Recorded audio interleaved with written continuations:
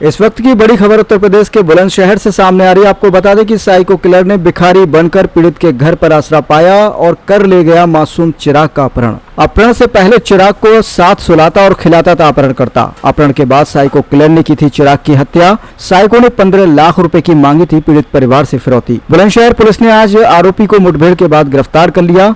गिरफ्तार अरुण जाटव ने पुलिस के सामने किए कई बड़े खुलासे। अरुण ने 7 साल पहले अलीगढ़ से किया था 15 जून के एक बच्चे का अपहरण और कर दिया था उसका कत्ल। उसी तारीख को अरुण जाटव ने किया चिराग का अपहरण और कत्ल। हैवान साइको के गुनाह में पत्नी भी बताई जा रही है शामिल।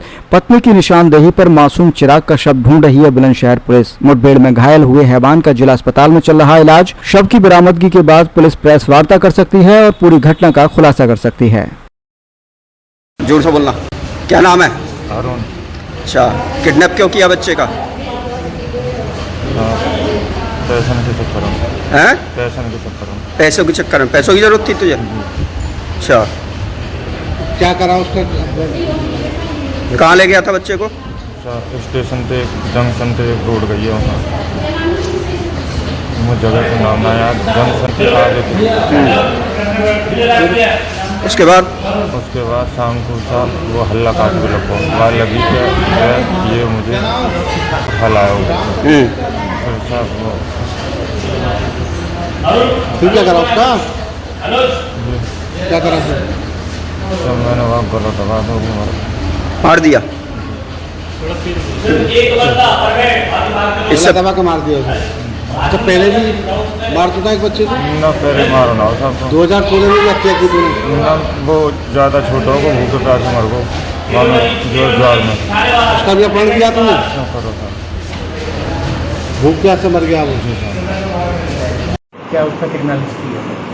15 तारीख को थाना अरनिया क्षेत्र के एक व्यक्ति जिनका नाम राजेश चौहान है, उनके द्वारा थाने पर ये सूचना दी गई थी कि एक मजदूर जो कि उनके खेत पे काम कर रहा था पिछले कुछ दिनों से, वह उनके साथ ही उनके घर पे रह रहा था। वो उनके 7 वर्षीय पुत्र को लेकर के चला गया है। इस संबंध में थाने पे सुसंगत थानाओं में मुकदमा पंजीकृत किया गया था और घटना के अनावरण के लिए 4 टीमों का गठन किया गया था। इसी के क्रम में आज उस व्यक्ति को, जो कि वहाँ पे मजदूरी का काम करता था वादी के घर पे, उसे दौरान मुठभेड़ गिरफ्तार किया गया। पूछताछ पे उसने बताया कि जो वादी हैं उनके 7 वर्षीय बच्चे को ये अपहरण करके ले गया था और इसका उद्देश्य था कि ये फिरौती उसके बदले में मांगे।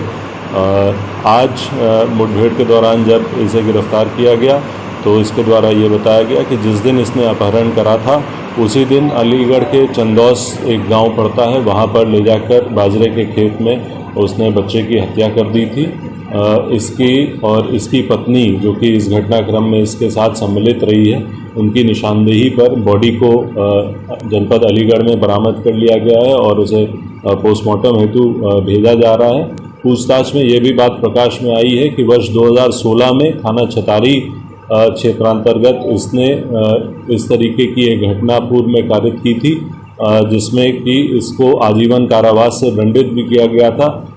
परंतु जो बात अभी संज्ञान में आई है, संभवतः वादी पक्ष से इसका कुछ फैसला हो गया था, जिसके बाद कि हाई कोर्ट में इसे रिलीफ मिला और हाई कोर्ट ने वो ऑर्डर सेटिसाइड कर दिया था।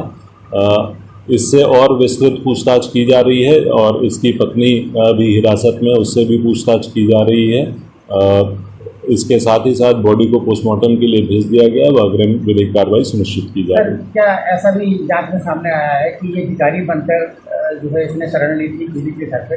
जैसा मैंने बताया, ये वहाँ पर गया था। सबसे पहले इसने जो अपहृत बच्चा है उसके पिताजी से ये कहा कि इसके पास खाने को नहीं है, इसको कुछ खाने को दे दे।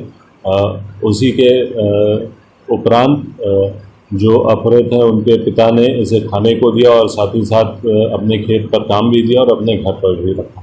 सर, क्या इसने फिरौती मांगी थी? क्या मुठभेड़ में घायल हुआ है? क्या इससे बरामद हुआ है? जैसा मैंने बताया, इसका इरादा था फिरौती मांगना। हालांकि इसने हत्या पहले ही कर दी थी, फिर भी ये चाह रहा था कि इसे फिरौती